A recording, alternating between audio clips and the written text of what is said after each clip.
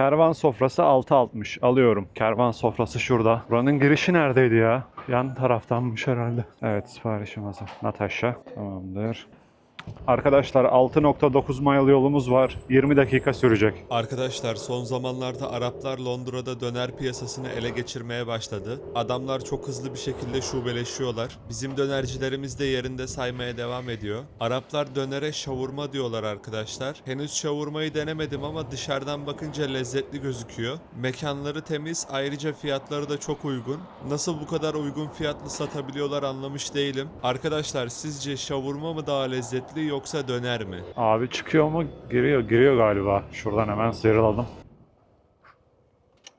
Evet, müşteri not bırakmış. Kapıyı çalmayın, sadece kapının önüne bırakın demiş. Şöyle yapalım. Bir fotoğraf çekmemiz lazım. Müşteri ne diyorsa o. Kapıya bırak derse kapıya bırakır giderim. Müşteriye sadece mesaj attım bıraktığıma dair. Bu kadar.